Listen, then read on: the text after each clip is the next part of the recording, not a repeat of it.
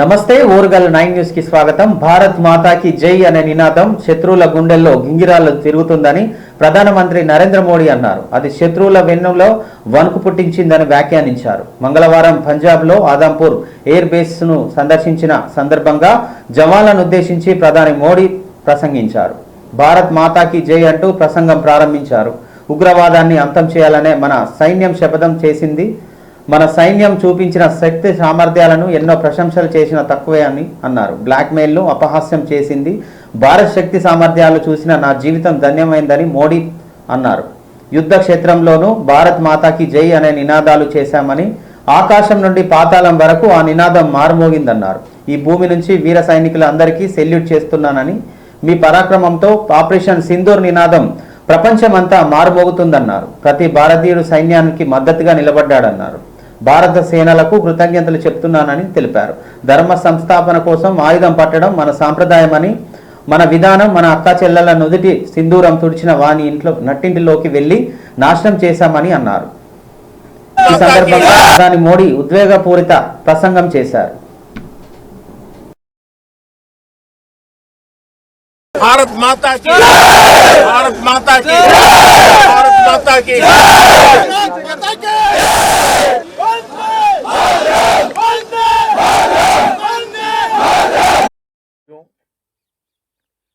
पाकिस्तान की गुहार के बाद भारत ने सिर्फ अपनी सैन्य कार्रवाई को स्थगित किया है। अगर पाकिस्तान ने फिर,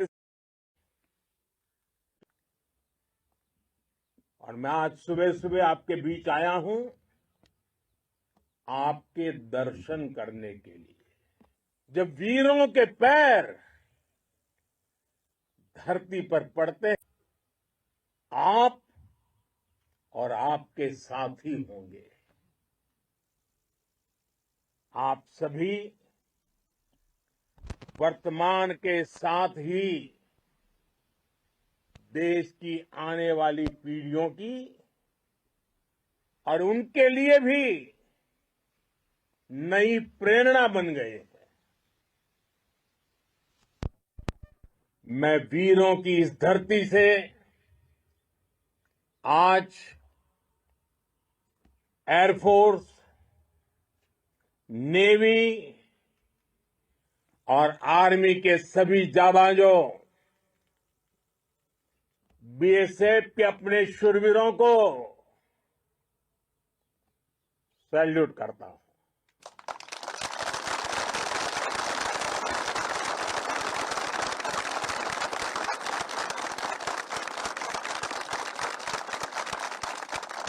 भारत माता की जय! भारत माता की जय! भारत माता की जय! आपके पराक्रम की वजह से आज ऑपरेशन सिंदूर की गूंज हर कोने में सुनाई दे रही है। इस पूरे ऑपरेशन के दौरान हर भारतीय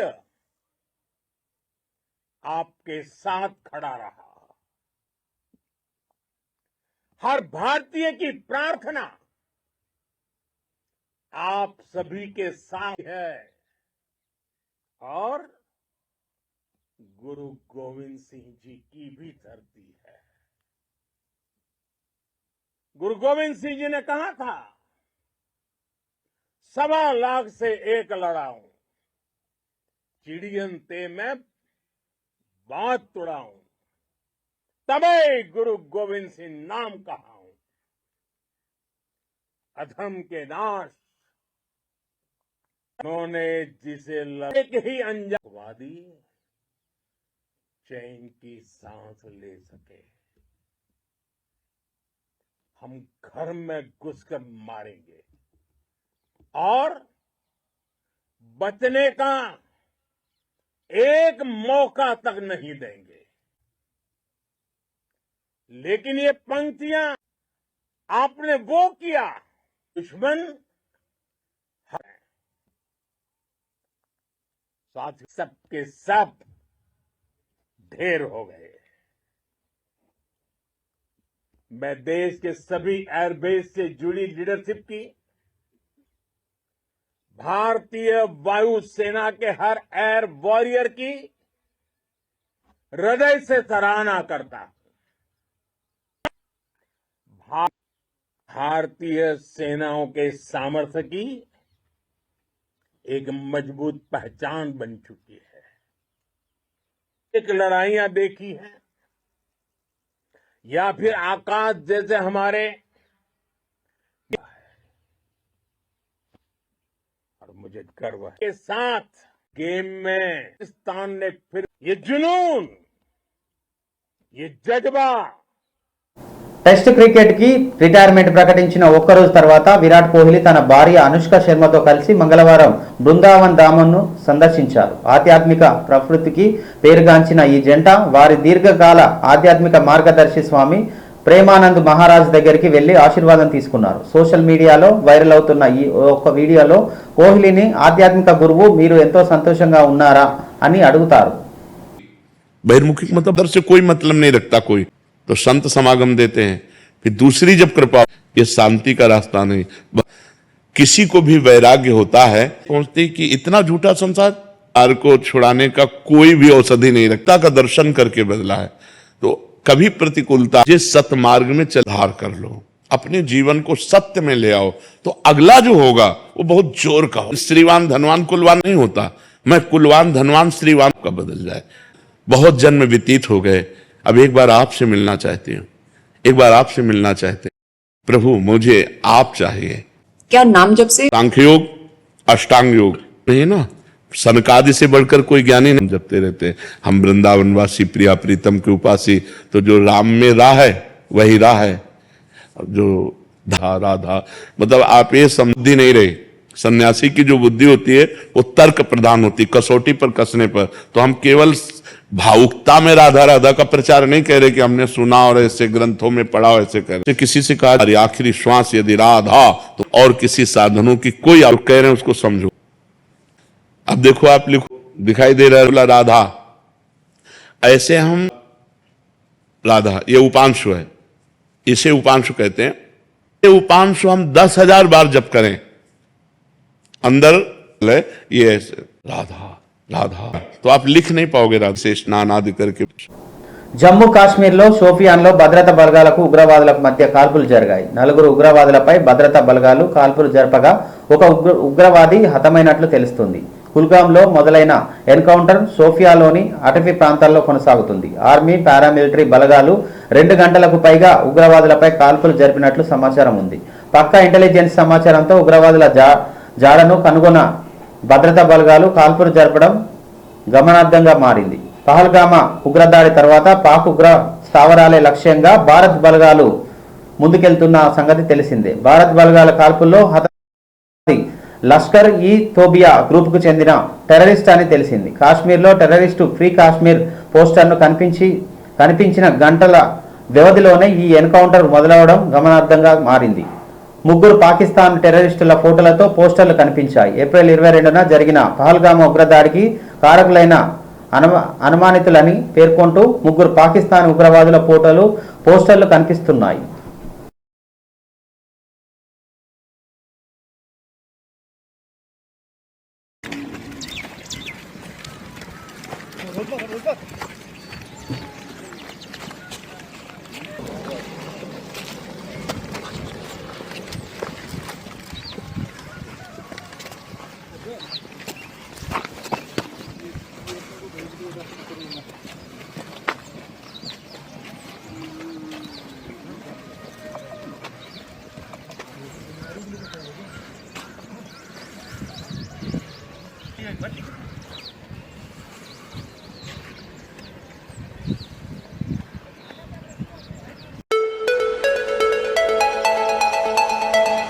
హనుమకొండ నుండి కేవలం 20 కిలోమీటర్ల దూరంలో మండలం గూడూరు విలేజ్ సమీపం పచ్చని చెట్ల మధ్యలో ప్రకృతి అందాలతో పొలాల మధ్యలో సాధన విలేజ్ రిసార్ట్ మీకోసం. Sadhana village resorts, games room, playground, swimming pool, sound system, food supply, మీకు కావలసిన వస్తువులు, 4 ఏసీ కాటేజ్లతో ఆహ్లాదకరమైన ప్రదేశంలో తీర్చిదిద్దాం. Sadhana lodge AC, non AC room, Alankar centre, Hanamkonda సౌకర్యం కలదు. అతి తక్కువ ధరలతో మీ సాధన విలేజ్ రిసార్ట్స్ మీకు అందుబాటులో. వెంటనే బుక్ చేసుకొని 9949122072 949485960915412612 వాట్సాప్ ద్వారా అతి తక్కువ ధరలతో మీ సాధన విలేజ్ రిసార్ట్స్ మీకు అందుబాటులో. వీర జవాన్ మురళీ నాయక్ కుటుంబానికి వైఎస్ఆర్సీపీ అధ్యక్షుడు మాజీ ముఖ్యమంత్రి వైఎస్ జగన్మోహన్ రెడ్డి ఆ పార్టీ తరపున 25 లక్షల రూపాయల ఆర్థిక సహాయాన్ని ప్రకటించారు. మంగళవారం ఆయన గోర్రంట మండలం కల్లితండాలో వీర జవాన్ మురళీ నాయక్ కుటుంబాన్ని పరామర్శించారు. అనంతరం మీడియాతో మాట్లాడుతూ వీర జవాన్ మురళీ నాయక్ జీవితం స్ఫూర్తిదాయకమని, ఆయన త్యాగానికి ప్రజలందరూ రుణపడి ఉండాలని అన్నారు. జవాన్ చనిపోతే 50 లక్షల రూపాయలు ఇచ్చే సాంప్రదాయం తమ పార్టీ ప్రభుత్వం ప్రారంభించిందని అన్నారు. కూటమి ప్రభుత్వం ఇదే విధానాన్ని కొనసాగిస్తుందని అన్నారు. వైఎస్ఆర్ కాంగ్రెస్ పార్టీ తరఫున 25 లక్షల రూపాయల ఆర్థిక సహాయం అందించామని వైఎస్ జగన్ తెలిపారు. దేశం కోసం పోరాడుతూ మురళీ నాయక్ వీరమరణం పొందారని, మురళీ చేసిన త్యాగానికి దేశం రుణపడి ఉంటుందని అన్నారు.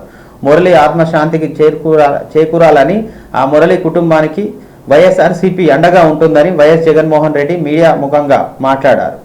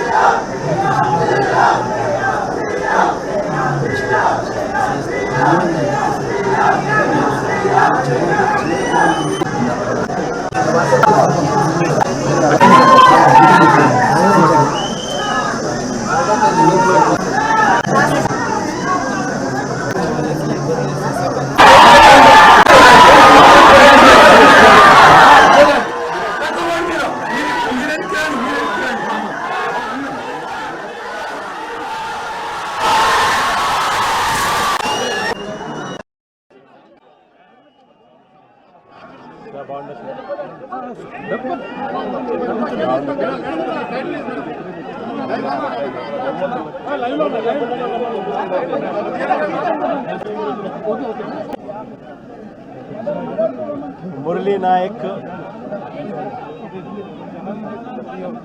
చిన్నవాడైన రాష్ట్రంలో చాలా మందికి పెద్దలకు కూడా స్ఫూర్తిదాయకంగా ఒక పెద్ద వ్యక్తిగా ఎదిగాడు తన చావుతో. భారతదేశం కోసం తాను పోరాడుతూ తన చావు వల్ల అనేక మంది మిగిలిన అన్నదమ్ములు అక్కచెల్లెమ్మలకు రక్షణిస్తూ తన ప్రాణాలు కోల్పోయాడు. మొట్టమొదటిసారిగా ఏ జవాన్ చనిపోయినా కూడా ఆ జవాన్లకు ఇటువంటి ఘటనలో ఏదైనా కానీ ప్రాణాలు కోల్పోతే, దేశం కోసం పోరాటం చేస్తూ ప్రాణాలు కోల్పోతే 50 లక్షల రూపాయలు ఇచ్చే సాంప్రదాయం మొదలుపెట్టింది వైఎస్ఆర్సీపీ ప్రభుత్వ హయాంలో మొదలుపెట్టినందుకు చాలా సంతోషపడతా ఉన్నాం. సాంప్రదాయాన్ని కొనసాగిస్తూ చనిపోయిన మురళికి తన ఆత్మకు శాంతి కలగాలని దేవుణ్ణి మనసారా కూడా కోరుకుంటాను.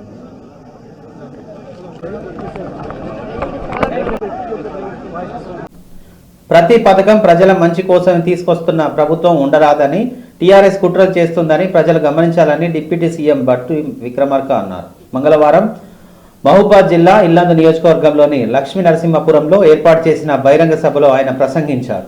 ఎన్ని ఆర్థిక ఇబ్బందులు ఉన్నప్పటికీ రాష్ట్ర ప్రజలపై ఒక్క రూపాయి భారం మోపకుండా వేల కోట్లతో సంక్షేమ పథకాలు తీసుకువస్తున్నామని అన్నారు. రాబోయే రోజుల్లో మరిన్ని సంక్షేమ పథకాలు తీసుకురాబోతున్నట్లుగా తెలిపారు. ధనిక రాష్ట్రాన్ని గత పాలకులు చేతిలో పెడితే 10 ఏళ్లు పరిపాలించి వారు ప్రజాప్రభుత్వం చేపట్టిన సంక్షేమ పథకాలు ఆనాడు వారు ఎందుకు అమలు చేయలేదని ప్రశ్నించారు. ప్రజల సొమ్మును గత పాలకులు దోపిడీ చేయడం మూలంగానే నేడు ప్రజాప్రభుత్వం అందిస్తున్న రైతు రుణమాఫీ, రాజీవ్ యువ వికాసం, ఇందిరమ్మ ఇల్లు వంటి అనేక సంక్షేమ పథకాలు ప్రజలకు అందకుండా పోయాయని అన్నారు. గిరిజన నియోజకవర్గాల్లో అదనంగా ఇందిరమ్మ ఇల్లు మంజూరు చేసే ఆలోచన ప్రభుత్వం ఉందని వివరించారు. అటవీ హక్కుల చట్టం కింద కాంగ్రెస్ ప్రభుత్వం హయాంలో పట్టాలు పొందిన గిరిజన రైతుల సాగు చేసుకునేందుకు వెళితే మహిళల్ని చూడకుండా గత సంవత్సరాలుగా పాలించిన ప్రభుత్వం చెట్టుకు కట్టేసి కొట్టిందని అన్నారు. గిరిజన రైతులకు భరోసా కల్పించేందుకు ఇందిరమ్మ ప్రభుత్వం ఇందిరా సౌర గిరిజనుల ఈ నెల 18న నాగర్ కర్నూలు జిల్లా అచ్చంపేటలోని చెంచు కాలనీలో సీఎం రేవంత్ రెడ్డి చేతుల మీదుగా ప్రారంభించబోతున్నామని వివరించారు. ఈ పథకం కింద 12,500 కోట్ల రూపాయలు ఖర్చు చేయనున్నట్లుగా తెలిపారు. ప్రతి 3 నెలలకు గిరిజనులకు ఆదాయం వచ్చేలా ఉద్యానవన శాఖతో ప్రణాళికలు సిద్ధం చేస్తున్నట్లు భట్టి విక్రమార్క ప్రసంగించారు. స్థానిక సంస్థల ప్రతినిధుల ఓటర్లతో గెలిచేటువంటి అభివృద్ధి చేయటం మనందరి బాధ్యతగా మేము ప్రత్యేకంగా భావిస్తా ఉన్నాం. అందుకే ఈ రాష్ట్ర ముఖ్యమంత్రి రేవంత్ రెడ్డి గారి నాయకత్వంలో యావత్ కేబినెట్ మొత్తం కూడా రాష్ట్ర ప్రజల సంక్షేమం కోసం, వాళ్ళ అవసరం కోసమే ఈ రాష్ట్ర బడ్జెట్ ని ఖర్చు పెట్టే కార్యక్రమంలో భాగంగా ముందుకు పోతా ఉన్నాం. వారి అవసరాలు ప్రాధాన్యతను దృష్టిలో పెట్టుకొని ఆ అవసరాలను తీర్చడం కోసమే ముందు ప్రయారిటీగా చేస్తున్నాం. ఈ శాసనసభ నియోజకవర్గంలో కూడా నీటిపారుదలకు సంబంధించిన కనకయ్య గారు ఇందా మాట్లాడుతూ శాంక్షన్ చేసి ముందుకు పోయాలన్నటువంటి MBA చదువుకున్నటువంటి వాళ్ళు, లేకపోతే పోస్ట్ గ్రాడ్యుయేషన్ చేసినటువంటి వాళ్ళు ఆ కార్యక్రమం కూడా చేపడతా ఉన్నాం. స్వయంగా వాళ్ళ కాళ్ళ మీద వాళ్ళు నిలబట్టడం కోసం భూములు సాగు చేసుకుంటూ ఉంటే ఫారెస్ట్ అంతా ఉన్నాం. ఆ కార్యక్రమంతో చివరికి ఇల్లందు శాసనసభ ఇంకా లోతుగా అధ్యయనం చేసే అవసరం అయితే ప్రతి 3 నెలలకి వాళ్ళకి ఆదాయం వచ్చేటట్టుగా 2-3 రకాలైనటువంటి క్రాప్ ప్యాటర్న్ తో ఈరోజు రాష్ట్ర వ్యాప్తంగా ఉన్నటువంటి మొదటి 3 లక్షల చూసుకోవడానికి కావాలంతా మీ అందరి తరఫున చేపట్టారు. ఉచిత బస్సు రైడ్ ని ఆనాడు టీఆర్ఎస్ పక్కన ఉన్నటువంటి శాసన సభ్యులు కూడా డాక్టర్ రామచంద్ర నాయక్ గారు కానీ, మురళి గారు కానీ ఉండాలని వాళ్ళు నిత్యం ప్రజలకు సేవ చేసే కార్యక్రమంలో భాగంగా వారు ఏ సంక్షేమ కార్యక్రమాన్ని ప్రభుత్వ దృష్టికి తీసుకొచ్చినా వాటిని పరిశీలన చేసి సాధ్యమైనంత వరకు ఈ నియోజకవర్గం. పార్టీ మార్పుపై బీఆర్ఎస్ సీనియర్ నేత హరీష్ రావు స్పందించారు. పార్టీ మారుతున్నట్లు కొందరు అసత్య ప్రచారం చేస్తున్నారని హరీష్ రావు అన్నారు. పార్టీ మారే పరిస్థితి లేదని చెప్పారు.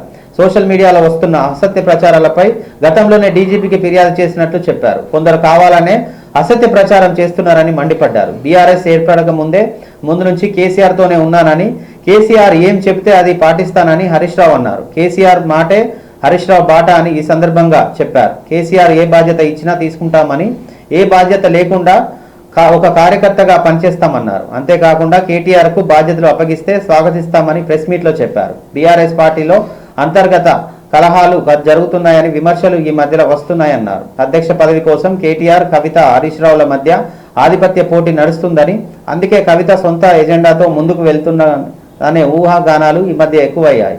కేటీఆర్, కవిత మధ్య ఆధిపత్య పోరులో హరీష్ రావుకు ప్రాధాన్యం తగ్గిందని, అందుకే ఆ పార్టీ మారే అవకాశం ఉందని ఇతర పార్టీ నాయకులు విమర్శించారు. సోషల్ మీడియాలో కూడా ఊహాగానాలు ఎక్కువయ్యాయి. అయితే ఆ పార్టీ మార్పు అనేది సోషల్ మీడియాలో ప్రచారమేనని, అందులో వాస్తవం లేదని హరీష్ రావు తెలిపారు.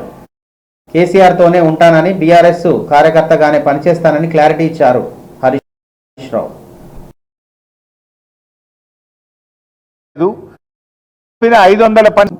రైతుల పట్ల ఏ పార్టీ చిత్తశుద్ధి ఉందో ఈరోజు మనకు స్పష్టంగా అర్థమవుతా ఉంది. ధాన్యపు రాశులను గాలి కదిలేసి అందాల పోటీలతో అందాల రాశుల చుట్టూ ఈ ముఖ్యమంత్రి గారు, ఈ ప్రభుత్వం అంతా కూడా తిరుగుతూ ఉంది. ధాన్యపు రాశుల చుట్టూ తిరుగుతలేరు, అందాల రాశుల చుట్టూ తిరుగుతూ ఉంది ఈ ముఖ్యమంత్రి, ఈ ప్రభుత్వం. మీ ప్రాధాన్యత ఏంది అని అడుగుతా ఉన్నా. ఈ ప్రభుత్వం అధికారంలోకి వచ్చిన 18 నెలల నుంచి కూడా ఇవాళటికి 40 లక్షల మెట్రిక్ టన్నులు దాటలేదు ఉన్నారు. 48 గంటలు కాదు కదా, 10 రోజులైనా కూడా ప్రభుత్వం కొన్న ధాన్యానికి రైతులకు డబ్బులు పడడం లేదు. ధాన్యానికి కూడా 4,000 కోట్ల పరిస్థితి ఉంది. కొనుగోలు కేంద్రాలకు వచ్చి ప్రభుత్వం ఉంది. ఏడాదంతా ఇస్తాం, మెల్లగిస్తాం అన్నాడు. ఇప్పుడు పంట సీజన్ ప్రారంభం కాదు, ధాన్యాన్ని మిల్లులకు తరలించడంలో జాప్యం, గణ్యం, అంటే మొత్తంగా కూడా అంతా బోగస్. ముఖ్యమంత్రి గారు పోయిన అసెంబ్లీ సమావేశాల్లో మాట్లాడుతూ గారి నియోజకవర్గం అసలు 600-700 క్వింటాలకు ప్రైవేట్ వాళ్ళకి అమ్ముకుంటూ కొనడానికి వాళ్ళు చెప్తా ఉంటారు. మాటలు ఘనం, చేతడి. ఆ పంట ముక్క తగిలి తొర్రూరులో హనుమయ్య అనేటువంటి రైతుకి నేను ప్రభుత్వాన్ని డిమాండ్ చేస్తా ఉన్నా. బోరు ఎక్కడ రివ్యూ చేయడానికి వీళ్ళకి పెట్టారు. ఆ రివ్యూ కూడా పోలీస్ కమాండ్ అండ్ కంట్రోల్ రూమ్లో ఆ పోలీసు వాళ్ళని కూడా పనిచేసుకొనియకుండా సెక్రటరేట్ ఓడిన గారు అయితే జూబ్లీ హిల్స్ ప్యాలెస్, లేకపోతే పోలీస్ కమాండ్ కంట్రోల్ రూమ్. నెల రోజులకు ఒక్కసారి కూడా సెక్రటరేట్ ముఖం చూస్తలేడు గారు. రైతు బీమాను గంటల్లో కేసీఆర్ ఇచ్చినప్పుడు పట్టించుకునే నాతుడు లేదు. సన్నవడ్లు కొంటలేరు. అదేవిధంగా ఖానాపూర్ అదకు ఎండి వానకు తడిచిపా రేవంత్ రెడ్డి అని నేను అడుగుతా ఉన్నా. ఇచ్చిన హామీలు అమలు చేయమంటే తీసుకున్న గోతులే నువ్వే పడ్డావు శాఖ చెప్తా ఉన్నా. రేవంత్ రెడ్డి గారు ఇంత మంచిగా మాట్లాడితే నువ్వేందే గారికి చెప్పి పోలీస్ స్టేషన్ లో ఇంత మంచిగా మాట్లాడితే నువ్వేందే.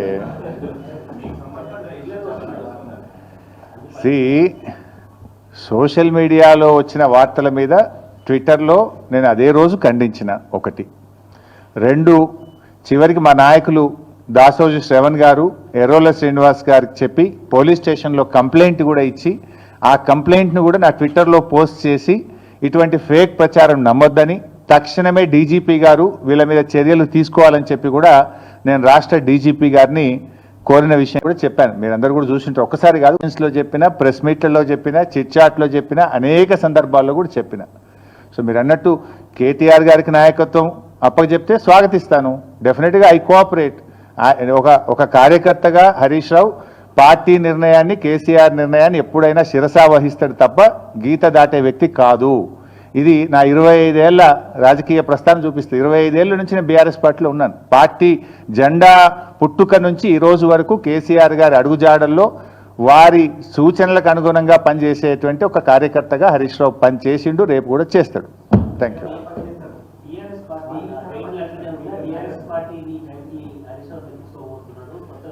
ఇవన్నీ చిల్లర ముచ్చట్లు బంద్ చేయాలి. ఇంత స్పష్టంగా కుండబద్దలు కొట్టినట్టు నేను మాట్లాడుతుంటే మీరు ఈ ప్రశ్నలు ఏందో నాకైతే అర్థమైతలేదు.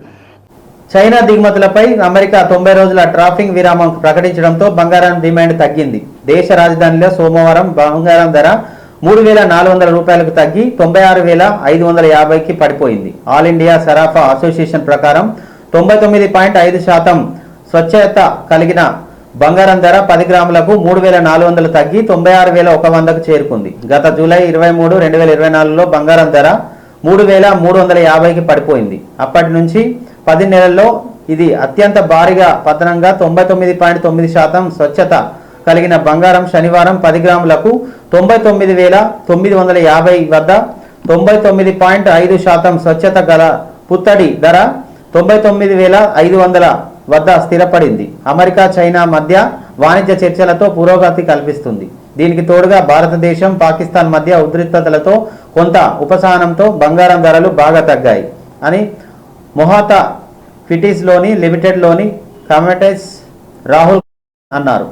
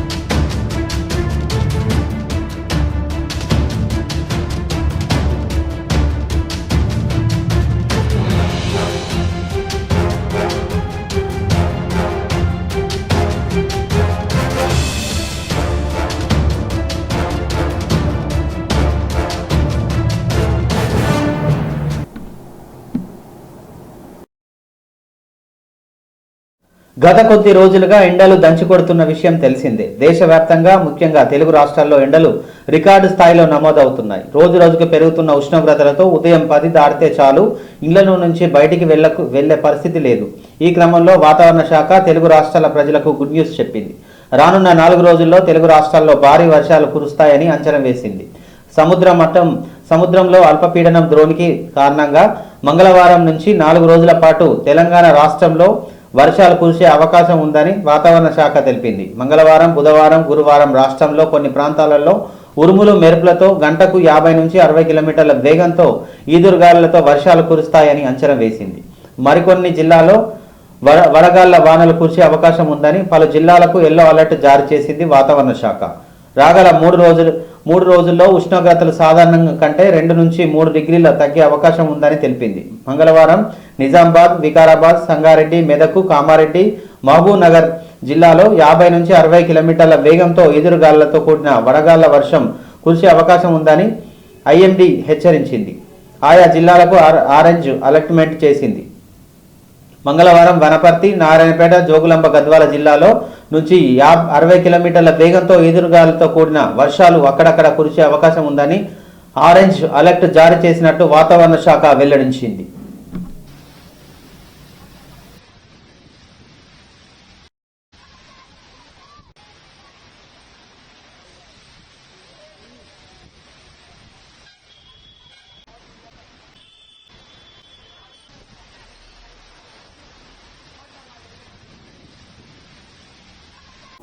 ఇంతటితో ఈ వార్తలు సమాప్తం. మరో వార్తలతో మళ్ళీ కలుద్దాం. చూస్తూనే ఉండండి ఓరుగల్లు 9 న్యూస్.